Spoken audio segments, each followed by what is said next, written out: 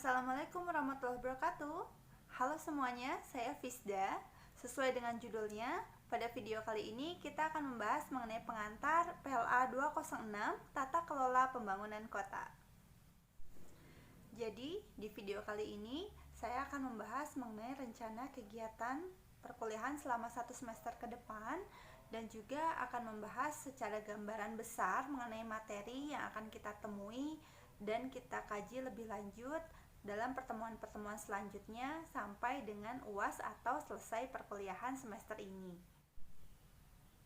Untuk kalian yang mungkin sudah bertemu saya di kuliah pembiayaan pembangunan, untuk kegiatan perkuliahan di PLA 206 ini juga tidak akan jauh berbeda dengan apa yang kita lakukan di pembiayaan pembangunan semester lalu. Jadi, akan ada kuis yang akan dilakukan setiap minggunya.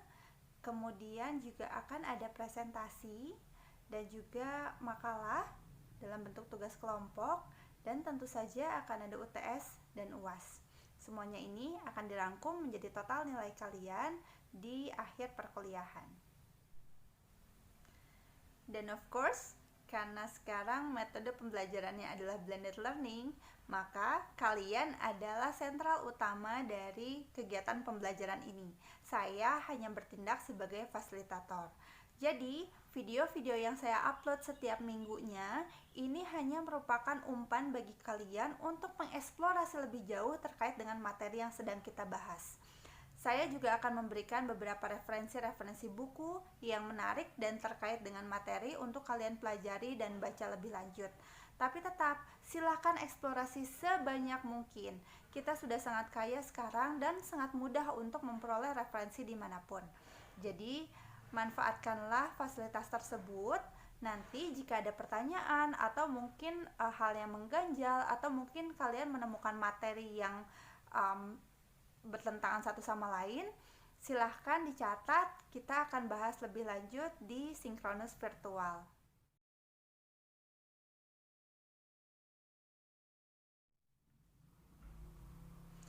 Oke, jadi kenapa seorang planner perlu mempelajari mengenai tata kelola pembangunan kota? Jadi, tujuannya adalah kalian bisa memahami mengenai pengertian, lingkup, dan permasalahan dalam implementasi peraturan perundangan dan juga memahami mengenai sistem birokrasi yang berlaku di Indonesia saat ini. Kedengeran berat?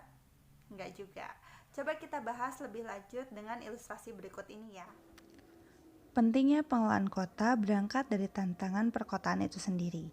Nick Davis dan Carol Racketti dalam buku Managing Fast Growing Cities menyebutkan kalau tantangan perkotaan adalah pertumbuhan perkotaan yang dramatis, yang tentu saja akan berimplikasi pada perkotaan itu sendiri. Di tahun 50-an sampai 90, jumlah populasi penduduk perkotaan naik lebih dari 3 kali lipat, dari 730 juta jiwa menjadi 2,3 miliar jiwa. Bahkan di tahun 90 sampai 2020, jumlah populasi dunia berlipat kembali hingga mencapai 7 miliar jiwa, dengan 45%-nya tinggal di perkotaan. Tentu saja perubahan jumlah penduduk di kota-kota besar di dunia dalam jangka panjang seperti ini dipengaruhi oleh berbagai kondisi, seperti perang, kelaparan, ataupun pandemi. Tapi kecenderungannya hingga saat ini, jumlah penduduk di perkotaan terus mengalami peningkatan yang memang cukup signifikan. 56% penduduk Indonesia saat ini tinggal di perkotaan. Kota kemudian terus berkembang tanpa batasan, dan implikasi yang paling jelas adalah kebutuhan pembangunan perkotaan dan penyediaan pelayanan publik. Tentu saja hal ini membutuhkan alokasi anggaran untuk pembangunan.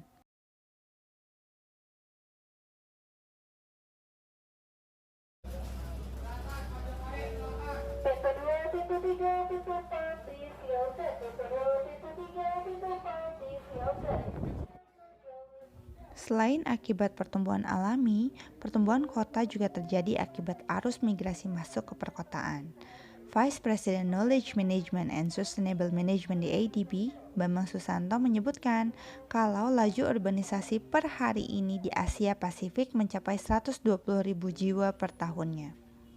Berbagai faktor penarik dan pendorong mempengaruhi pola gerakan urbanisasi ini, seperti harapan upah di kota yang lebih tinggi, lapangan pekerjaan yang lebih menarik, kemudahan akses terhadap fasilitas pelayanan sosial, kemudahan berbagai sarana transportasi, dan bahkan berbagai faktor-faktor lainnya, seperti misalkan mencari pengalaman bagi kelompok muda di pedesaan sebelum akhirnya memutuskan untuk kembali lagi dan bekerja di desa.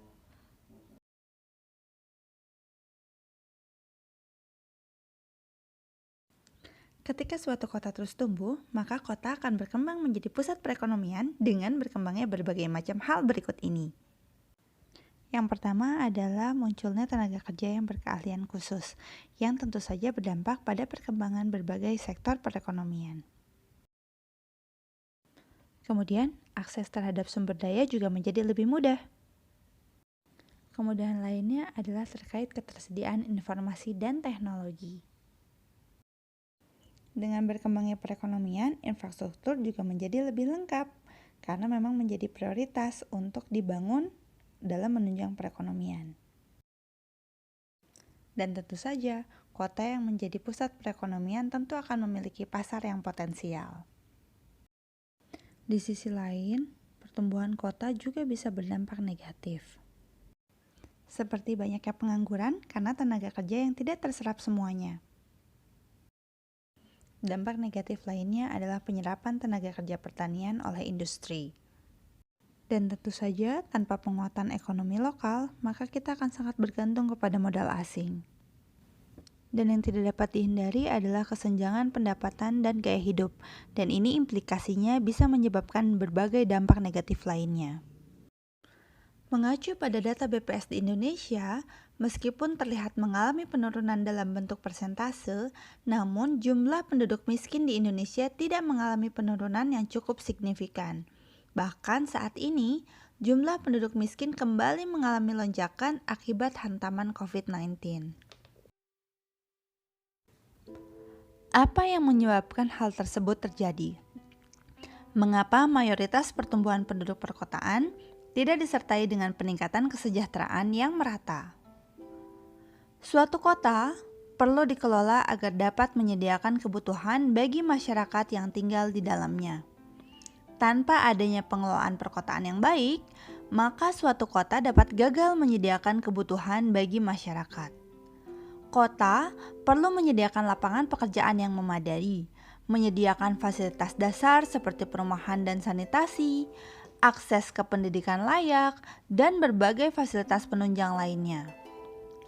Saat kota gagal dikelola untuk menyediakan kebutuhan masyarakatnya, maka berbagai persoalan perkotaan akan muncul. Seperti contoh, minimnya akses pada pendidikan akan menyebabkan banyak orang tidak bisa bekerja dengan layak. Hal ini akan menyebabkan semakin meningkatnya kemiskinan, permukiman kumuh, bahkan mungkin yang lebih jauh lagi dapat menyebabkan lingkungan yang tidak aman, diskriminasi, bahkan keterasingan sosial.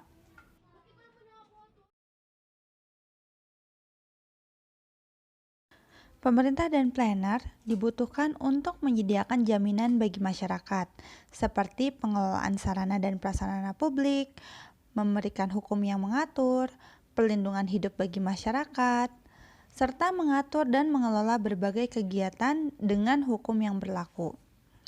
Pemerintah juga harus mendorong perkembangan ekonomi yang berkelanjutan, redistribusi pendapatan, dan kesejahteraan untuk mengurangi ketimpangan.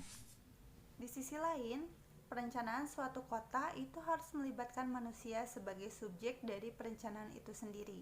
Jadi kita perlu menyadari kalau dalam suatu perkotaan ini ada stakeholder dan shareholder yang akan terkena dampak dari setiap perencanaan yang kita lakukan. Nah, stakeholder dan shareholder ini pasti punya kepentingan sendiri, punya kewajibannya, dan juga punya hak yang harus dipenuhi. Jadi bagaimana kita sebagai perencana bisa memfasilitasi kepentingan, hak, dan kewajiban dari setiap stakeholder dan shareholder yang ada di kota tersebut.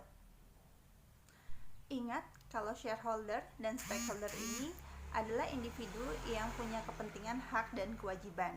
Jadi kalian bisa kembali ke video yang sebelumnya mengenai public choice untuk memahami mengenai bagaimana kita melihat setiap individu dan juga kepentingan yang membuat dan mempengaruhi setiap keputusan yang mereka ambil.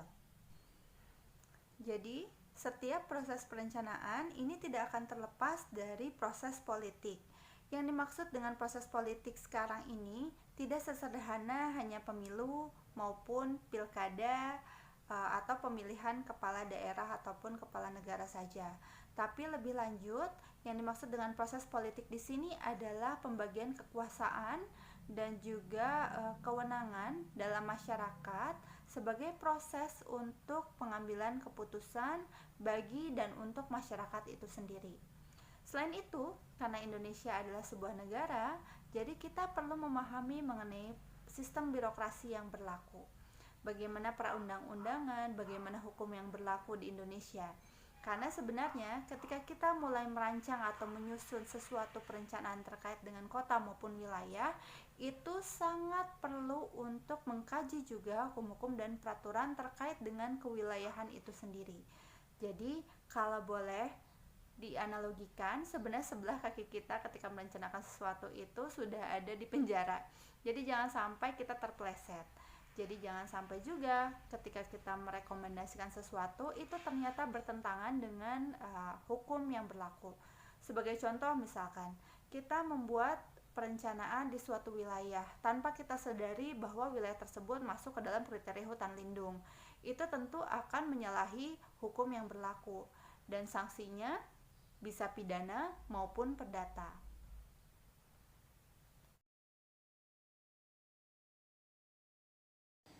Sangat penting bagi seorang planner untuk mempelajari mengenai pengertian peraturan perundang-undangan yang berhubungan dengan penataan ruang. Selain itu, juga perlu memahami mengenai implementasi peraturan perundang-undangan yang berhubungan dengan penataan ruang. Termasuk di dalamnya adalah mengkaji mengenai perbandingan materi setiap peraturan perundang-undangan, mempelajari perbedaan substansi antar peraturan perundang-undangan, kemudian juga memahami permasalahan dalam implementasi peraturan perundang-undangan. Oke, terlalu banyak perundang-undangan di sini, tapi itulah yang memang akan kita pelajari selama 1 semester ke depan. Kemudian kita juga akan membahas mengenai manajemen birokrasi dan pengaruh sistem politik dalam mengendalikan birokrasi pembangunan. Dan pada akhirnya, kita akan membahas dan memperdalam mengenai tata kelola pembangunan kota, khususnya dalam aspek prosedur tata kelola pembangunan kota, kemudian juga mengkajinya lebih lanjut berdasarkan peraturan perundangan yang berlaku, dan yang terakhir adalah mengenai permasalahan tata kelola pembangunan kota secara lebih general.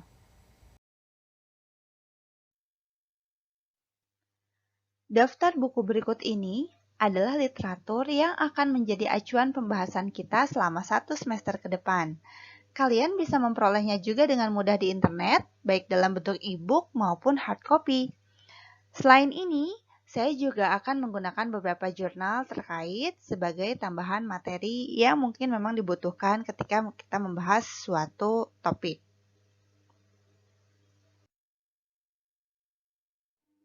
Dan karena yang akan kita bahas adalah mengenai peraturan perundangan yang berlaku, maka tentu saja kita juga akan mengkaji lebih mendalam mengenai undang-undang yang berkaitan dengan penataan ruang. Undang-undang berikut ini hanya sebagian kecil namun utama untuk kita pelajari dan tentu saja sangat berkaitan ketika kita akan mengelola suatu kota maupun wilayah. Selain undang-undang, kita juga akan membahas produk-produk hukum di bawahnya, seperti peraturan pemerintah, peraturan menteri, dan lain-lain. Disclaimer-nya, saat video ini di-upload, masih ada beberapa peraturan pelaksanaan Undang-Undang Cipta Kerja yang masih berbentuk rancangan. Jadi ke depan, sebagian akan kita bahas, namun tetap perlu ditekankan kalau bisa jadi akan berbeda isi dan substansinya ketika sudah ditetapkan. Masih merasa jadi anak teknik kan? Oke, itu tadi pembahasan untuk pertemuan kali ini. Silahkan dipelajari lebih lanjut. Sampai berjumpa di Sinkronis Virtual.